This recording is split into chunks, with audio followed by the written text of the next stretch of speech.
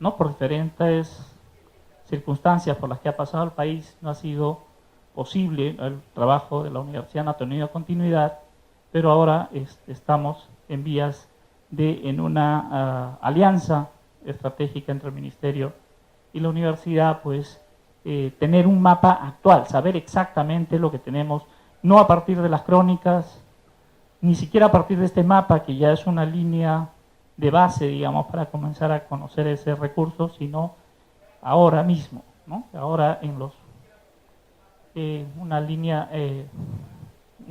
un nuevo mapa de lo que se tiene actualmente. La siguiente, por favor. Este es un poco el mapa. Hay mucho trabajo por hacer en realidad, ¿no? Las zonas en blanco del mapa son zonas donde no ha habido colecta, son zonas de no registro, de tal manera que ahí ya hay trabajo. Y la intensidad de color dice de la cantidad de razas, ¿no? A nivel de provincia, hay desde, cada color cambia 3 razas, ¿no? El amarillo claro es de 0 a 3, el amarillo más oscuro es de 4 a 6, ¿no? Finalmente el rojo más intenso es de 11 a 14 razas. De tal manera que en base a esa información tomada, como les digo, en los años 80,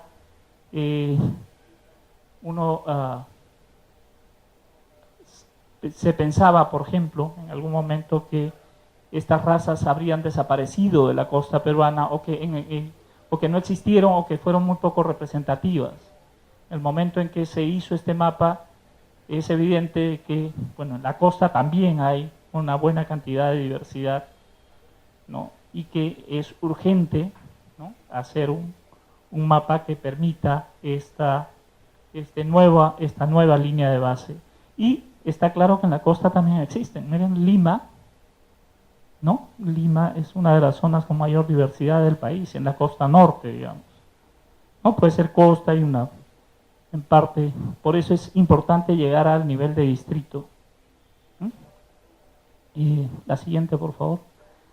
Hay algunas razas, ¿no?, que cuando uno tiene que cuidar de la diversidad genética, cuando se hace gestión para conservación y utilización sostenible y responsable de la diversidad genética, uno enfrenta el reto de qué cuido, ¿no?, cómo lo cuido y qué cuido en principio, ¿no? Entonces, a veces el solo muestreo, un muestreo aleatorio, arbitrario, termina por efectos estadísticos, simplemente por un efecto del muestreo, termina perdiendo aquellas formas que son poco frecuentes, ¿no? Se pierden, por efecto del muestreo se pierden las formas poco frecuentes, así que en eso no se puede ser muy aleatorio. Si hay formas poco frecuentes, hay que incluirlas, ¿no?, al momento de la conservación. No es que si en el muestreo, digamos, en el muestreo no quedan incluidas, yo ya no las tomo en cuenta. No, si las tengo que tomar en cuenta, por eso es importante tener un registro, por ejemplo, como en este caso, de estas variedades que tienen, digamos, que están a una muy baja frecuencia y que si no se tiene un especial cuidado en su conservación pueden perderse, ¿no? La podemos perder. La siguiente. Bueno, y algo para entrar ya al tema de genes y un poco para enviar el mensaje desde el pasado hacia el futuro, ¿no? Entonces, un pasado, ¿no?, de cómo se formó el maíz, de que el maíz en la historia, ¿no?, qué tenemos ahora de maíz y un poco el maíz en el futuro y los genes del maíz, ¿no? Esto es una tabla que compara de manera muy simple los genomas, o sea, la información genética, ¿no?, del maíz con la del humano, por comparación, simplemente para que tengan una referencia. Bueno, número de cromosomas que no dicen mucho, 46 en el humano, 20 en el maíz. La cantidad de ADN, ¿no?, esa sustancia química en forma de doble hebra con letras que significan, que tienen un mensaje genético. En el ser humano tenemos 2.900 millones de pares de bases, de letras con mensaje genético, mientras que en el maíz hay 2.500 millones de pares de base, ¿no? El maíz tiene un poco menos, ¿no? Sin embargo, a la hora digo un poco en términos relativos, ¿no? Pero estamos hablando de miles de millones. Igual es muchísima información en ambos casos, es bastante más de la que realmente se utiliza y sirve para generar a los organismos. En el hombre hay 26.000 genes y en el maíz 40, 50.000 genes. Tiene bastantes más genes, ¿no? Casi el doble de genes. La siguiente, por favor. Y estos genes, ¿no?, tienen obviamente una función y desde la perspectiva humana una aplicación, ¿no?, y son susceptibles de ser valorados, ¿no? Y estos genes están precisamente, ¿no?, son subyacentes a esos colores, a esas formas, a esos tamaños distintos, y que realmente hay mucho más que eso, ¿no? Cuando uno baja el nivel de genes, la diversidad se multiplica, ¿no? Se multiplica. Entonces, por ejemplo, tenemos y seguramente habrán muchos alelos de cada uno de estos genes que mencionemos en nuestras razas, ¿no? Y el país tiene que invertir en conocer esos genes, en estudiarlos y en ver cómo los maneja, cómo los aplica, ¿no? En fin, hay la tecnología brinda muchas oportunidades ahora. Este gen, por ejemplo, el DWARF8 de la Revolución Verde es un gen que permite tener, bueno, plantas un poco más pequeñas, pero más resistentes al viento y a la lluvia, o sea, un poco, digamos, más fuertes. El maíz finalmente es una planta que no forma leño, es como una hierba. El viento la puede voltear fácilmente, entonces es importante ¿no? Y este gen determina esa característica que desde el punto de vista agronómico es importante. La siguiente, por favor. Este gen, por ejemplo, el de la zeamatina, es un gen que que produce, cuando se expresa un gen, produce una proteína. Es el primer producto de expresión de un gen y que tiene una actividad antifúngica, ¿no? Tiene una actividad que produce una proteína que lo protege respecto del ataque de hongos. Imaginarán que si ese gen tiene esa actividad para la planta, puede ser utilizado, ¿no? Tiene aplicaciones evidentes. La siguiente, por favor. Tiene este otro gen que es importante para la supervivencia de las semillas, tiene que ver con el control de la embriogénesis, ¿no? El gen LEA, ¿no? Son proteínas que actúan durante el desarrollo embrionario y que hacen que en el estado de semilla haya una inhibición del desarrollo embrionario, ¿no? Entonces, entenderán que eso, para que una semilla se mantenga viable, ¿no?, tiene que, pues, tener esa cualidad que le confiere esta proteína. Y finalmente hay ahora, ¿no?, mayor interés sobre genes, por ejemplo, que tienen que ver con las antocianinas, con la formación de colorantes, ¿no?, que por el efecto que vemos son colorantes, pero tienen otros varios efectos. Tienen un efecto antioxidante, por ejemplo, ¿no? Estas mismas sustancias tienen efecto antioxidante, no es que colorean solamente, sino que protegen respecto de unas sustancias que producen envejecimiento, que se llaman radicales libres.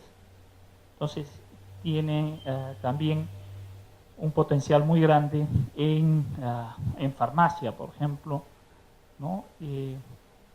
Inclusive en algún momento las empresas farmacéuticas tienen idea de sustituir la coloración artificial de las pastillas, ¿no?, sustituirla por colorantes naturales, ¿no?, que además de colorear, tienen una actividad también, ¿no?, anti-envejecimiento, antioxidante, ¿no? Eso es una doble finalidad. Bueno, ese tipo de cosas ¿no?, hay detrás de esa variabilidad, o sea, mucho más, ¿no? La siguiente. Hay adicionalmente usos en cosmética, y esto ya tiene que ver ya no con proteínas, que son la expresión directa de los genes, sino con almidón, en este caso carbohidratos, que ya son consecuencia del metabolismo, ¿no?, facilitado por las proteínas. Los genes expresan proteínas y las proteínas catalizan procesos metabólicos que dan lugar a diferentes tipos de moléculas, ¿no? Pero en para este caso, pues ahora hay procedimientos en los que se utiliza, es un uso más, ya más allá de aplicaciones nutracéuticas, de alimentos primero, aplicaciones nutracéuticas después, aplicaciones médicas y aplicaciones cosméticas. Es decir, cuando miremos un alimento, sí es correcto mirar la seguridad alimentaria. Somos un país que todavía no ha cubierto esos vacíos, pero tenemos que tener una visión de futuro respecto del uso y de todo el potencial que tiene la diversidad biológica y genética, y el maíz es uno de ellos. Tenemos altísima diversidad que guarda, pues, grandes tesoros. La siguiente, rápidamente, creo que algunas reflexiones finales. Sí es cierto que hay que ver la aplicación, ¿no? Es el mensaje probablemente que han percibido, ¿no? Sin embargo, el primer mensaje es que la biodiversidad tiene un valor per se, un valor de existencia. La biodiversidad no vale porque el hombre dice que vale, sino vale porque ya existe y tiene un proceso evolutivo independientemente del hombre. Lo primero que hay que admitir, ¿no? La diversidad biológica es producto de la diversidad genética. Es producto de la diversidad genética y de la interacción con el ambiente, ¿no? Cuando uno ve el producto final, ¿no?, de la interacción de esos dos grandes componentes. Entonces, por tanto, es bien importante ir, ¿no? Y esto tiene que ver también con el mandato del Convenio sobre Diversidad Biológica, o con la manera como concibe la diversidad biológica, se concibe en el contexto internacional, que tiene tres componentes. Tiene ecosistemas, que los hemos visto ahora, son especies, que las vemos, nos ha hecho una linda descripción Marina de todas las especies, por ejemplo, en el mar, pero dentro de las especies hay genes, ¿no? Entonces hay que tener ojos para los tres niveles, ¿no?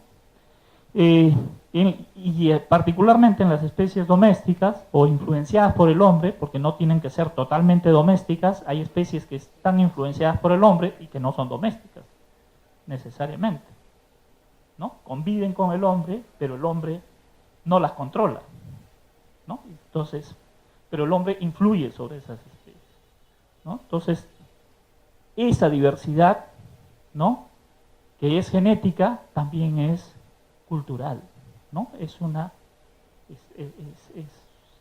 producto, ¿no?, de la biología y de la cultura. La siguiente.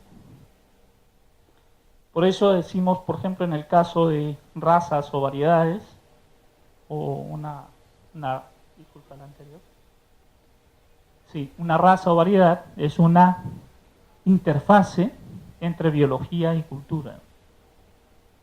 Es una construcción común.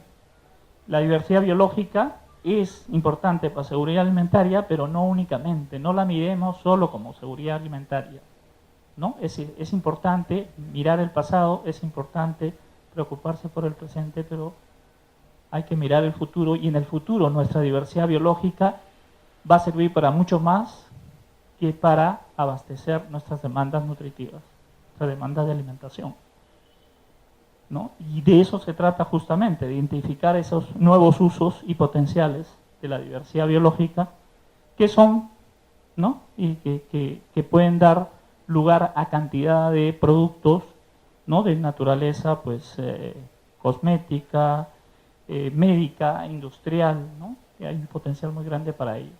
Y la siguiente creo que es solamente para decirles que gracias.